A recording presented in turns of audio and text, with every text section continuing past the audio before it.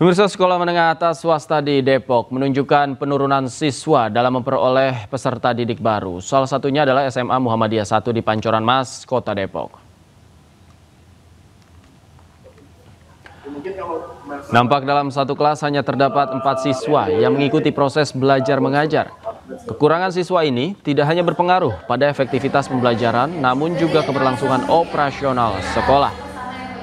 Ketimpangan jumlah murid baru ini salah satu penyebabnya adalah kebijakan Gubernur Jawa Barat Deddy Mulyadi yang mengatur jumlah satu rombongan belajar di sekolah negeri maksimal 50 siswa dalam satu kelas. Terkait kondisi ini, para siswa dan orang tua murid lebih memilih untuk bersekolah dan menyekolahkan anaknya di SMA negeri.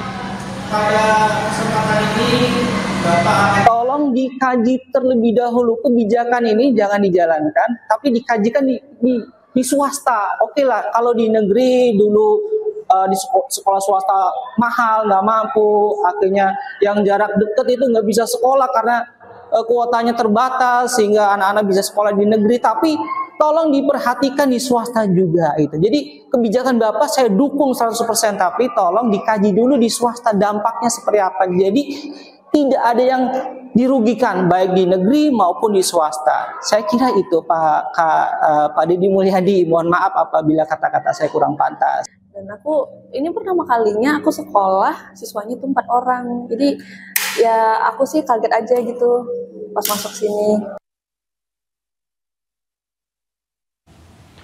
Beragam kebijakan yang dibuat Gubernur Jawa Barat Deddy Mulyadi menuai banyak perhatian publik dan pro kontra dari berbagai kalangan. Dan berikut deretan gebrakan kebijakan KDM yang kontroversial.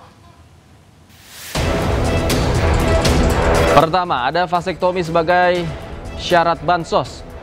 Kebijakan ini menuai kritik tajam karena dinilai melanggar HAM dan diskriminatif terhadap warga miskin. Kedua, ada siswa bermasalah dikirim ke barak militer. Langkah ini dianggap sebagai bentuk militerisasi pendidikan dan mengundang perdebatan mengenai efektivitas serta dampak psikologis anak. Yang ketiga adalah larangan wisuda dan perpisahan sekolah. Meski didukung sebagian orang tua, kebijakan ini juga dikritik karena dianggap menghilangkan momen emosional siswa.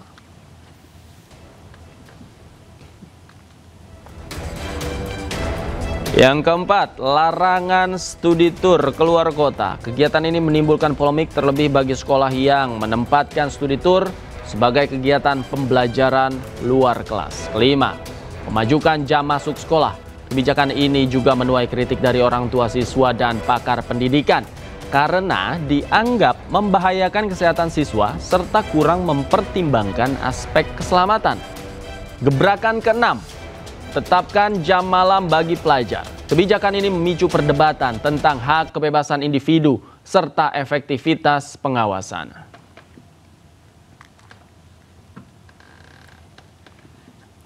Kita ke informasi lain, Presiden Prabowo Subianto resmi meluncurkan tema dan logo Hari Ulang Tahun ke-80 Republik Indonesia di Istana Negara Jakarta. Bersatu, berdaulat, rakyat sejahtera, Indonesia Maju menjadi tema HUT ke-80 Republik Indonesia.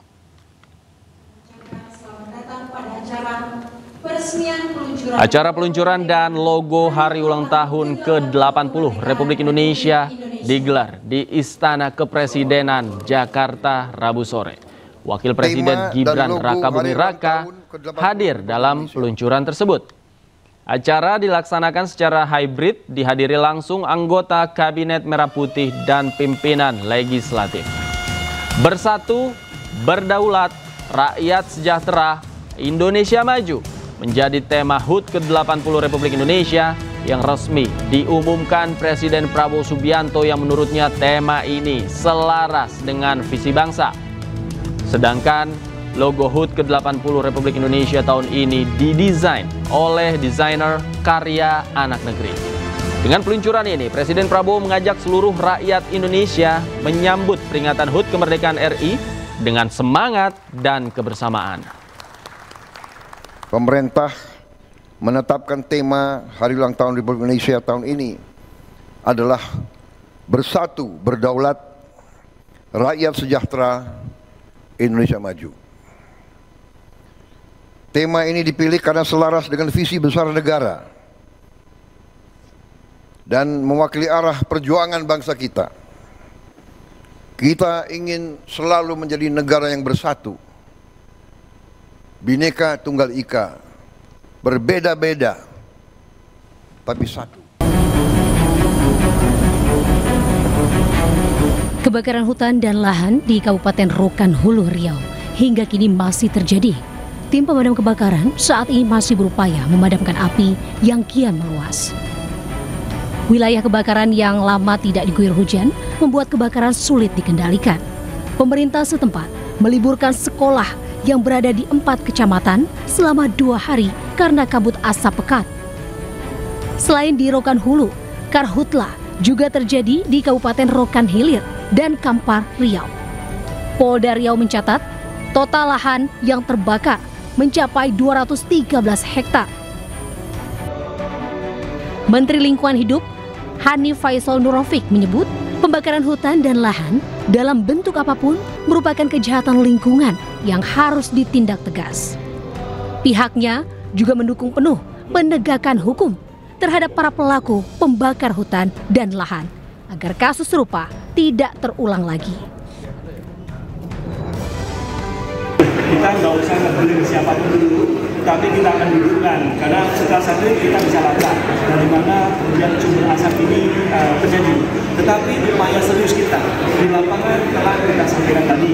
Mungkin tadi hanya sekilas saja dari gambaran upaya pemerintah negeri Indonesia melalui penegakan hukum yang dilakukan oleh jajaran kepolisian.